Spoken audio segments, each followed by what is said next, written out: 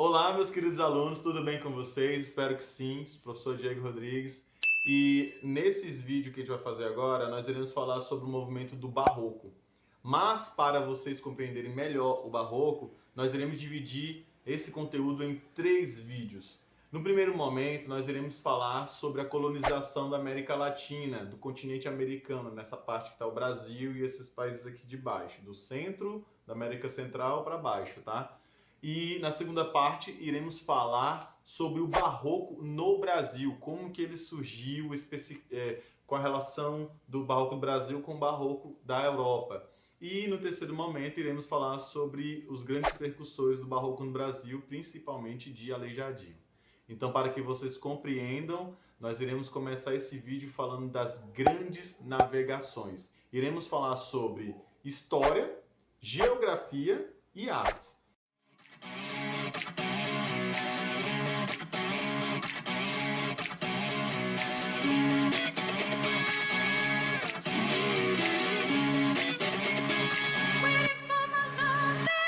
Então eu quero que vocês tenham na mente de vocês uma coisa.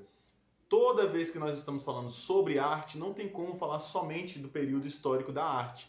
Nós temos que falar também da história que ocorreu naquele determinado momento e também da geografia, o local, como era a situação política naquele determinado momento. Todo país que detém tecnologia, ele tende a ser um país que se desenvolve melhor. É um país que ele cresce mais, né? E nesse caso, Portugal também teve um grande desenvolvimento marítimo, né? Que foi o desenvolvimento, a descoberta das vias, das rotas navais, né? E assim, naquela época, né, no século XV para o século XVI, o grande polo, qual era o grande polo de mercado? O que dava dinheiro, pessoal? Lembrando que o ser humano vive atrás de dinheiro, vive atrás de riquezas, né?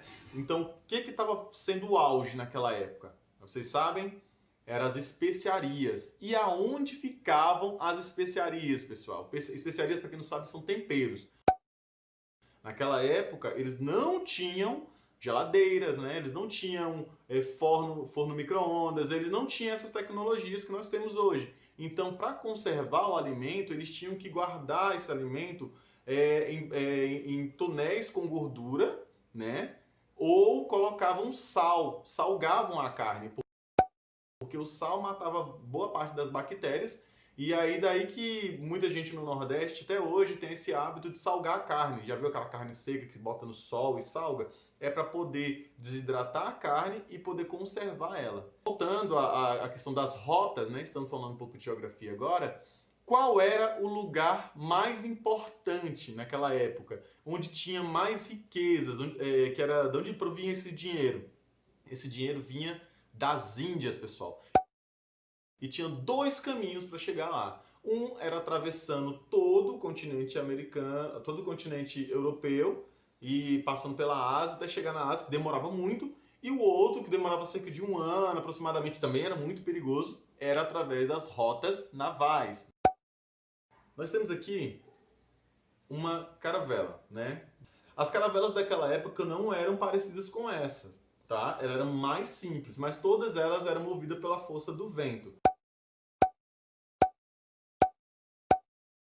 E elas saíam de Portugal, no caso que nós estamos falando sobre Portugal, saía de Portugal, vinha pela costa da África e chegava até as Índias, né? O que eu quero que vocês entendam é a localização em que vocês estão, em que os portugueses estavam e o que eles tinham que fazer. Ó, nós estamos aqui com o mundo nas mãos. Nós iremos agora procurar aonde fica Portugal. Vou mostrar um mapa para vocês aí também. Olha só, Portugal ficava bem aqui, ó. E a Espanha ficava aqui atrás. O que acontece? O pessoal de Portugal tinha que vir descendo isso aqui tudo, dar a volta na África para chegar até aqui, na Índia. Dá pra ver?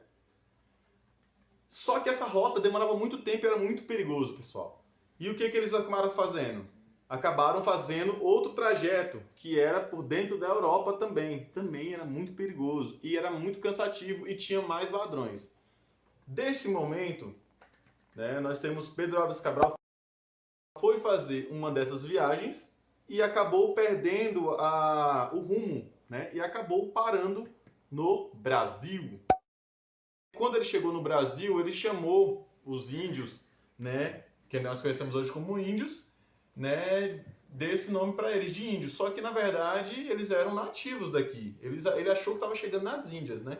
Foi a mesma coisa que aconteceu com Cristóvão Colombo, quando descobriu ali o continente, ali a parte do México ali. Ele achou que estava indo para a Índia. Então, equivocadamente, ele deveria ter chamado eles de hindus, né? Mas eles falaram, ó, chegamos aqui, olha os índios ali. E ficou isso até hoje. O que eu quero que vocês entendam também é o jeito que foi formado essa parte da cultura. Quando os portugueses chegaram no Brasil, foi uma coisa totalmente diferente de quando os espanhóis chegaram na América Latina, né? Ali no México. Qual é a principal diferença cultural dessas duas partes, pessoal? Quando os espanhóis chegaram na América Latina, ali no México, por assim dizer, eles já encontraram uma mão de obra, né, que eram os índios que estavam lá, altamente habilidosa. Eles já tinham trabalhos de escultura, eles já tinham trabalho de arquitetura, já tinham pirâmides enormes, já tinha aquedutos. Vocês já ouviram falar ali de Machu Picchu, né? Ali na América Central. Já ouviram falar dos povos incas e dos povos maias? Eles já tinham uma cultura pré-estabelecida, religião, entendeu? Tudo isso já estava pré-estabelecido. Então, os espanhóis, quando chegaram lá no México, eles tiveram que misturar de modo gradual a cultura espanhola, a cultura europeia, com a cultura que ele já tinha. Só que ele já tinha essa mão de obra qualificada. Aqui no Brasil não era assim. Aqui no Brasil tinha um povo massivo. A colonização do Brasil foi uma colonização em massa, né? Que os povos eles não tinham essa mão de obra qualificada. O índio ele era daquele caça, pesca e casa, entendeu? Ele ficava ali naquele meio. Vamos fazer até uma brincadeira aqui. O índio do Brasil, ele caçava o que era necessário e vivia da forma mais natural possível. Os índios da América Central, eles já tinham questões de cultura mais forte, que era construção, outros trabalhavam tinha funções pré-estabelecidas dentro da sociedade deles que eram mais fortes do que as nossas aqui do Brasil. Nossos índios aqui viviam em grupos pequenos. Lá eles viviam em comunidades enormes. E outra coisa também que é interessante a gente falar sobre esses dois processos de colonização.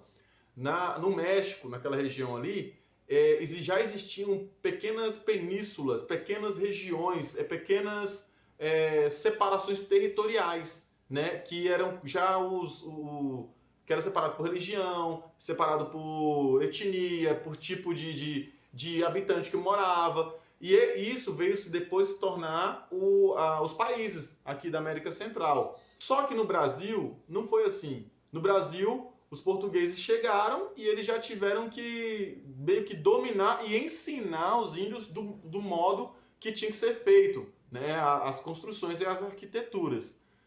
Nesse primeiro momento, pessoal, quando os europeus vêm para cá, para o Brasil, né, quando chegaram as primeiras embarcações, eles viram que o Brasil era muito rico de recurso natural e estava meio que largado ao léu.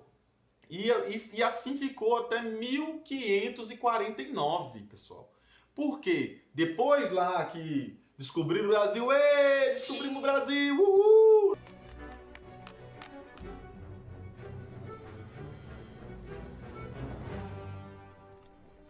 Depois que descobriram o Brasil ficou largado durante quase 50 anos.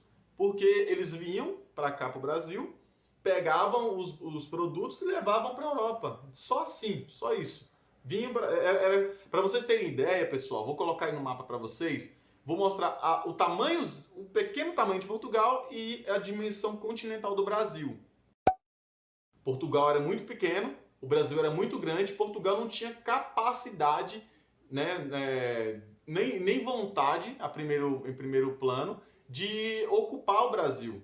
Ele não tinha uma estrutura, só que ele foi obrigado a habitar o Brasil, porque o Brasil estava sendo roubado, o Brasil estava sendo saqueado. Já viu aquele ditado? Se você não cuida do que você tem, vem outro e leva, não é isso? Então os holandeses, eles estavam vindo para cá, teve até questões de piratas, literalmente, que viam.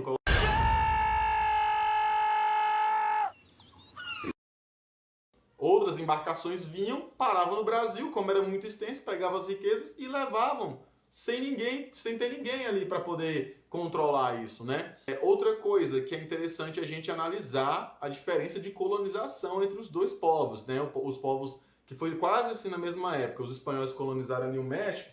Quando eles chegaram lá, a mão de obra dos astecas eram tão já aprimorada que eles já tinham domínio do aço, do ferro, eles já faziam metais. Daí que surgiu aquela lenda de Eldorado, né? Que era onde era um local cheio de ouro. Desses metais, eles já faziam joias, né? Já tinha essa cultura mais avançada. Eles já poderiam produzir armamentos ou coisas relacionadas com metal, apesar de não ser tão comum de se ver, ele já tinha essa habilidade de mexer com metal.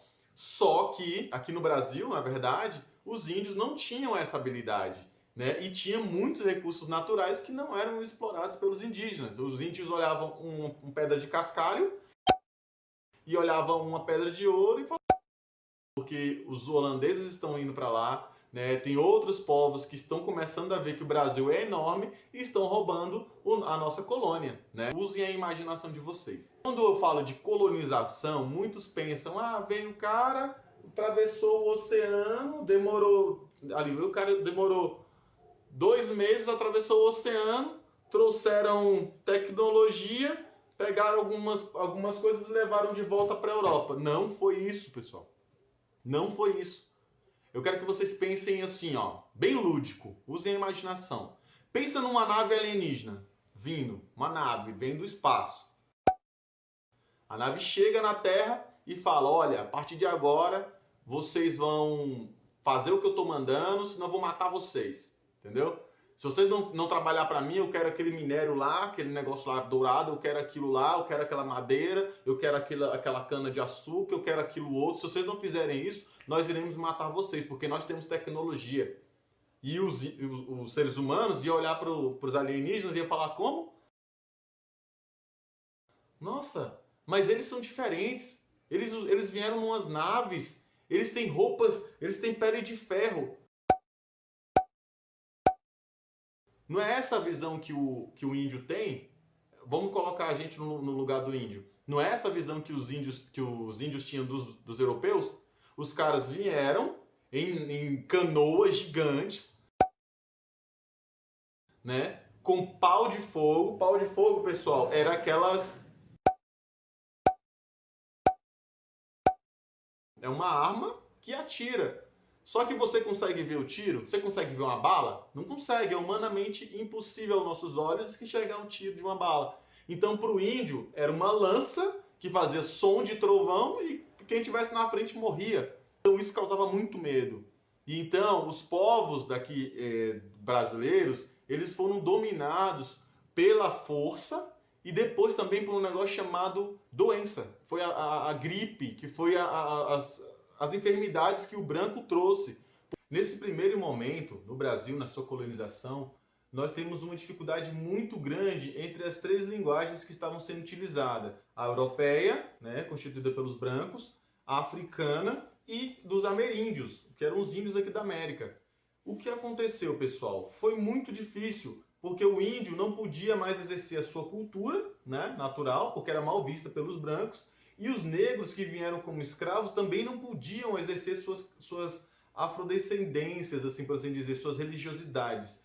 Nesses 2 primeiros séculos, eles ficaram totalmente subjugados à vontade dos europeus. Isso causou artisticamente falando, uma pausa muito grande de produção. Porque os índios, eles não iriam parar de produzir para poder pintar, para poder criar algo artístico. Os africanos muito menos. Os europeus não queriam que os africanos fizessem nada a não ser trabalhar, né?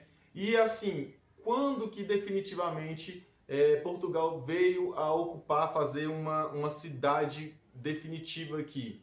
Foi em 1549, em Salvador. Só que Salvador, ela não era digna de receber o pessoal da corte. Não era uma cidade, era um mato, era abandonado ali. Era um local onde as pessoas poderiam apenas vir para pegar os recursos naturais e voltar. Não tinha uma metrópole, uma cidade. Então Salvador foi uma das primeiras cidades, junto com Pernambuco, Rio de Janeiro, a terem uma estrutura sólida, uma estrutura de cidade mesmo, que é o que a gente vê hoje. Se você olhar esses lugares, Pernambuco, Salvador, Rio de Janeiro,